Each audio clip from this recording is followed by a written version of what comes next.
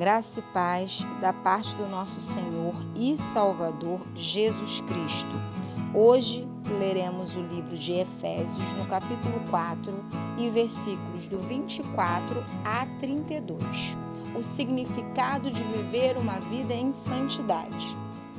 E vos revistais do novo homem, que segundo Deus é criado em verdadeira justiça e santidade. Pelo que deixais a mentira e falai a verdade, cada um com o seu próximo, porque somos membros uns dos outros. Irai-vos e não pequeis. Não se ponha o sol sobre a vossa ira, e não deis lugar ao diabo. Aquele que furtava, não furte mais, antes trabalhe, fazendo com as mãos o que é bom, para que tenha que repartir com o que tiver necessidade. Não saia da vossa boca nenhuma palavra torpe, mas só a que for de boa, para promover a edificação, para que dê graça aos que a ouvem. E não entristeçais o Espírito Santo de Deus, no qual estáis selados para o dia da redenção. Toda a amargura, e ira, e cólera, e gritaria, e blasfêmias, e toda a malícia seja tirada de entre vós. Antes, sede uns aos outros benignos, misericordiosos, perdoando-vos uns aos outros, como também Deus vos perdoou em Cristo. Que palavra gloriosa, meus irmãos! Um viver santo nos dias atuais é para muitos muito difícil, ou melhor, quase impossível. No entanto, é necessário lembrar que Deus não exige de nós nada daquilo que não possamos obedecer. A santidade é a palavra-chave que abre portas para comunhão e intimidade entre o ser humano e o seu Criador. A santificação, ela se fundamenta em uma atitude que o verdadeiro cristão já conhece: a separação do pecado. Em Romanos, no capítulo 3 e versículo 23, diz assim: porque todos pecaram e destituídos estão da glória de Deus. Pecar significa violar ou transgredir a lei de Deus. O homem peca quando as suas ações, palavras e pensamentos são contrários à vontade de Deus. A Bíblia afirma que todos os homens, sem exceção, estão em pecado. Sabemos, meus irmãos, que a primeira nação escolhida por Deus para ele se apresentar foi a nação de Israel. Porém, Israel se contaminou com as idolatrias das outras nações, idolatrias pagãs.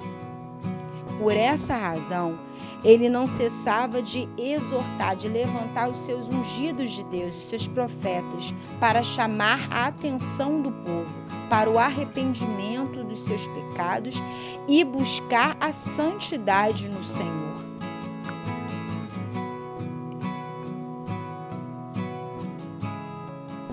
Quando lá no princípio Adão e Eva viviam no Éden, eles usufruíam da presença de Deus. Mas quando pecaram, perderam aquela comunhão íntima que havia tido com Deus.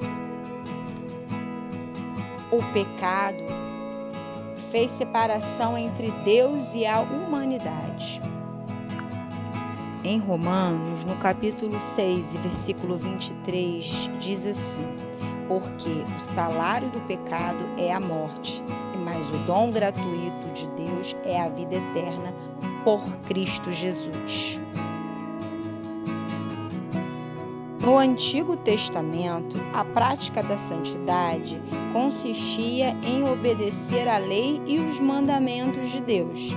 Já no Novo Testamento, é preciso reconhecer e confessar verbalmente os pecados, aceitando o sacrifício do nosso Senhor e Salvador Jesus Cristo.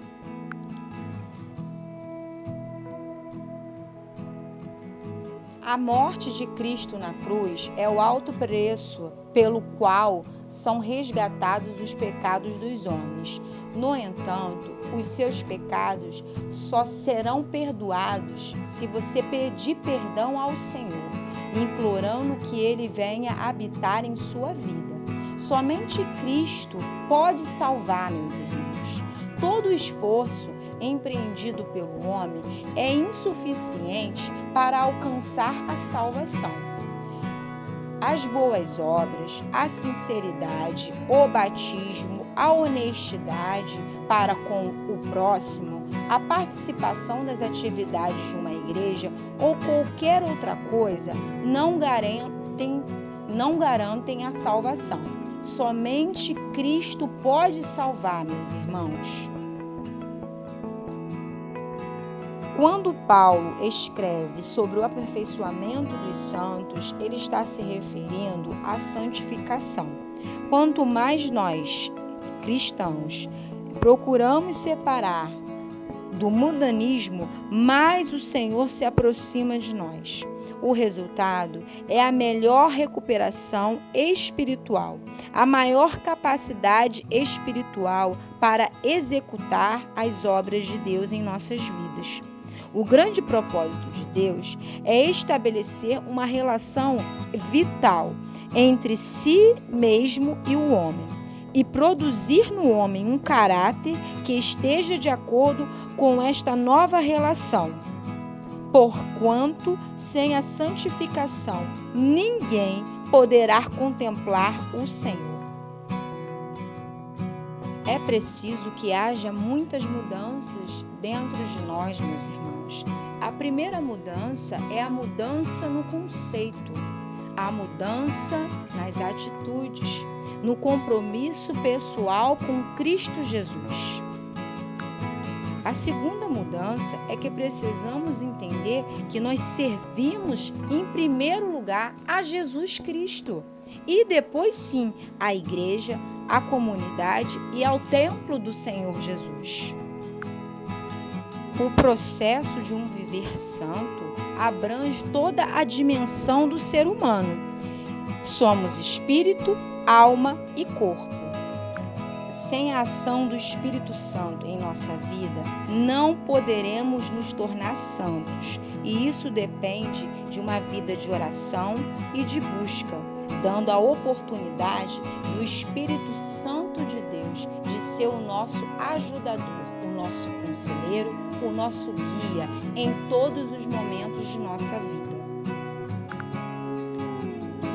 Quando a espiritualidade é baseada no nosso próprio ego, nos tornamos autossuficientes. E daí, meus irmãos, o Espírito Santo, ele não consegue atuar em cada área da nossa vida, porque nós impedimos a ação do Espírito Santo.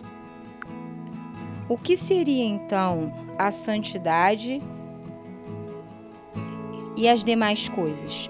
A santidade é mais do que obedecer um conjunto de regras, é agir contra o pecado, é renunciar ao mundo e os seus oferecimentos, é negar-se a si mesmo, repudiando as obras da carne, é buscar e cultivar o fruto do Espírito Santo de Deus.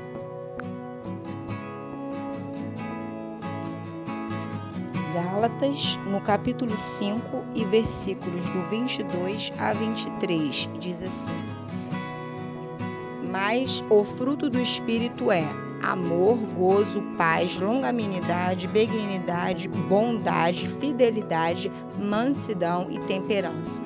Contra estas coisas não há lei. O amor é a essência do cristianismo. O crente verdadeiramente santificado tem o pensamento renovado pela palavra de Deus e oferece diariamente um culto vivo, santo e agradável a Deus.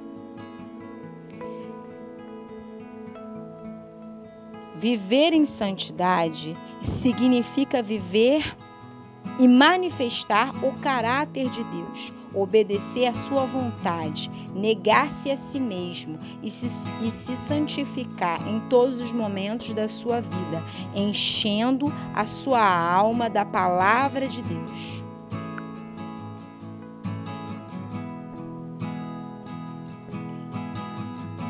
Deus nos chamou para sermos santos, separados de toda a imundície que o diabo possa nos oferecer.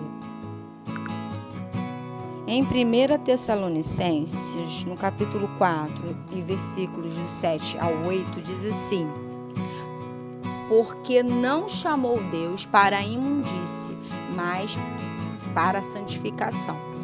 Portanto, quem despreza isto, não despreza aos homens, mas sim a Deus, que nos deu também o Espírito Santo. Ninguém pode servir a dois senhores, e ao mundo e a Deus. Isso está em Mateus, no capítulo 6, e versículo 24.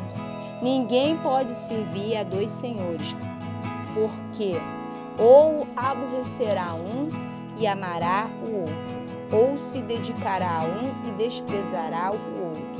Não podeis servir a Deus e a Mamão. Meus irmãos, daremos conta do nosso serviço a Deus e Ele nos pedirá conta do nosso trabalho. O tribunal de Cristo é para nós que somos cristãos, pela forma que servimos aqui na terra. De tudo daremos conta. Em Apocalipse, no capítulo 20 e versículo 15, diz assim: e todo aquele que não foi achado escrito no livro da vida foi lançado no lago de fogo. É como eu disse da primeira vez, meus irmãos, nós servimos a Jesus e depois, então, servindo a Jesus, nós servimos a igreja, a comunidade e a casa do Senhor, ao templo do Senhor. Como é que nós estamos, meus irmãos, produzindo dentro da casa do Senhor e na comunidade, e nas nossas casas, e no nosso trabalho, e nos locais aonde os nossos pés têm conquistado e pisado, porque aonde colocarmos os nossos pés, ali será um local santo, diz a palavra de Deus. E se Cristo dependesse do nosso serviço, como seria o nosso galardão neste dia? Já parou para pensar? A primeira preocupação de todos nós cristãos, incluindo eu e você, deve ser obedecer ao Senhor e viver de acordo com os seus mandamentos. Não é a Bíblia que se enquadra na minha vida, nos meus conceitos e nos meus achismos. É eu que me enquadro à palavra de Deus. Não é eu que mudo um tio ou uma vírgula. É o contrário, meus irmãos. É nós que vamos ser transformados por esta palavra, pela palavra do Senhor. Porque a vontade de Deus é que Ele realize os seus projetos e os seus propósitos de salvação, cura e milagre, não só na minha vida e na sua, mas também na nossa descendência. O alvo da cruz, o alvo da palavra, não é só você, é que Ele habite na sua vida, na vida do seu esposo, da sua mãe, do seu pai, da sua parentela e de toda a sua descendência até 1000 gerações. É que Ele alcance morada que Ele seja o único e eterno Senhor desse lar. O ser humano, ele só se torna um ser humano quando ele agrega valores, quando existe relacionamento, contato pessoal. É uma revolução de valores. E isso nós só encontramos em Cristo Jesus, porque Ele é um ser que se relaciona. O Espírito Santo, Ele é conselheiro, Ele é consolador, Ele intercede por nós com gemidos inexprimíveis. Cabe a nós nos relacionarmos com Ele verbalmente, em pensamento e verbalmente, em atitudes e verbalmente. Então, meus irmãos, não depende de Deus. Deus está apto a atender, a servir, a guiar, a consolar, a ensinar, a abençoar. Cabe a nós. Queremos viver uma vida junto com Ele e não apenas em alguns momentos. Então, meus irmãos, continue marchando firme na fé, porque o Senhor é fiel para terminar sua grande e gloriosa obra. Que Deus lhe abençoe, fique na paz e amém, meus irmãos.